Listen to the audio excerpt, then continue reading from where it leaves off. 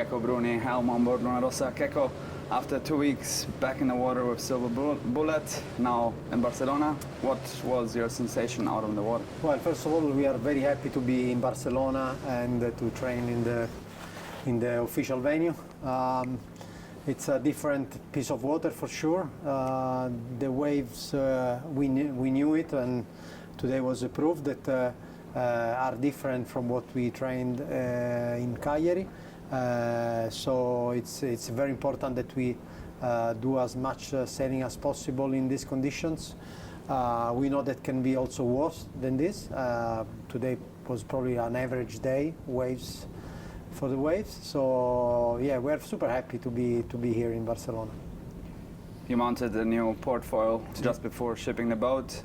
Did the appendage check all the boxes today? Yes. It's a very pretty much similar foil to the other one, but yeah, we wanted to be sure that the structurally was all good and performing well like the other one. So yeah, we are very happy with that foil. Does the boat feel different now with both updated Yeah, I mean foils? it's easier. That asymmetry that we had was a little bit hard to manage in some maneuvers. So now that we have everything symmetric, it's easier in a certain way. Yes. Today it certainly did a bit looked unsteady on downwind starboard tack. Can you comment on that? Oh, I felt unstable on port as well. I think the waves were definitely something new, and it was the first time for Jimmy on that foil, so it's a little bit different. Also, the waves were a little bit asymmetric at times. So I think that overall we saw every team today. I don't think they were more stable than us, let's put it that way. And a lot of the time stability doesn't mean speed, so sometimes you're unstable and you're faster. So we don't know that, but we felt pretty good. The boat felt good. Jimmy was happy to steer for the first time that new foil, and yeah, it was a very good day for the team. Grazie Keko, ci lasci un commento per i supporters Luna Rossa.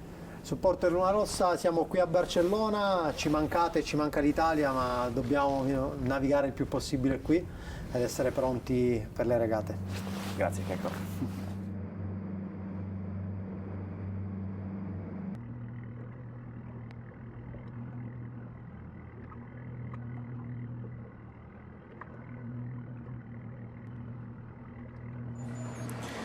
We're here with Juan Meseguer, a sail designer at American Magic. It's almost 5 hours on the water today, a new mainsail, among other modifications to the boat. Can you break down the day for us? It was a great day. We started very early, the earliest team today on the water. We wanted to get some of the lighter wind in the morning because it was a new main, and when you start loading it, you just want to start taking it easy with the loads and how you sail with the sail. And it was great because the wind came up slowly, no brutally, so quite slowly. So it was great for us to verify all the new design on the new M1. And can you tell us what's different about this mainsail compared to the previous main? The only thing I can tell you was it's slightly bigger. And we tested, obviously, like other teams, different sizes of mainsails, and this one is just a touch bigger. And so what's the focus specifically? We can see a lot of telltales added, especially at the bottom part of the sail. What's going on? I think everybody's in the same page. Everybody's keen to know what's happening around the surface of aero side. It could be the sail, it could be the mast, it could be the interaction with the jib, with the back of the mainsail. So those telltales tell us a few things that we are interested in. Also, some on the deck, just to see all the interaction, how everything works together. We've seen the boat a little bit unstable, especially in the last few days in the waves. Is there a concerted effort to bring the center of effort lower in the mainsails?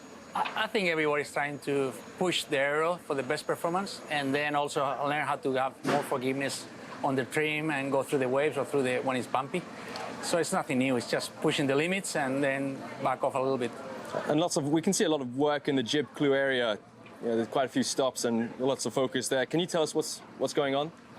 It's not a big deal. It's just how you seal the jib to the deck, and we're doing small details just to improve it and have it better in the dynamic wall.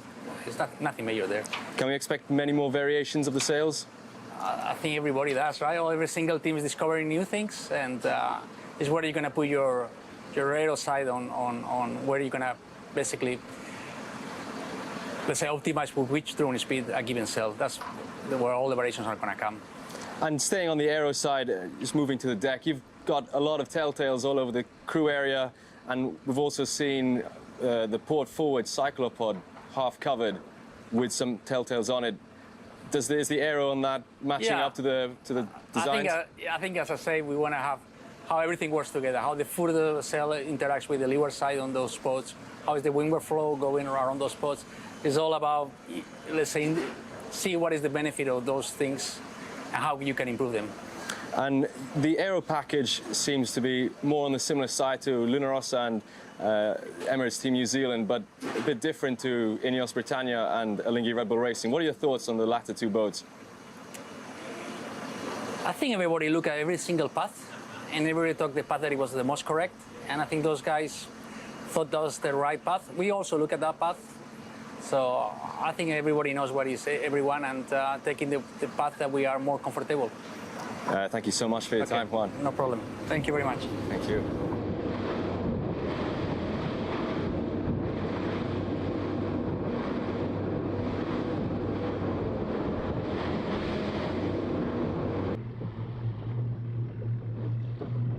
Arnaud Sarofaghi's helmsman on Alinghi Red Bull Racing on starboard side.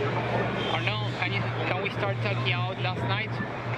Which was the diagnostic on the damaged rudder? Well, the damaged rudder from yesterday was really minor. The shore team did a really good job to fixing it overnight, and today we were sailing with the same rudder as yesterday, and we couldn't feel any different from the past. So really great work from the team, and it was really a minor sting that we probably hit something in the water that made the damage. Do you have any idea which kind of object you hit? To be honest, no, I didn't really look into it, but it was a really tiny thing in the water. We can see a lot of piece of food when we sail around after the rain, so probably some woods around. Then moving into today, a day mostly focused on the maneuvers and the pre-starts. We had different sailors configuration, having Nicolas Rolla as a trimmer instead of Nicolas Charbonnier. Did you feel any? What are the differences in between the two of them?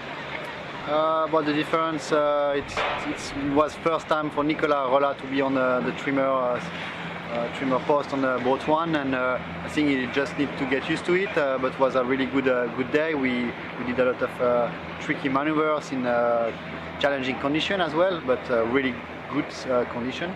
I think we can really share the two feeling between the two and learn from each other, which is really good.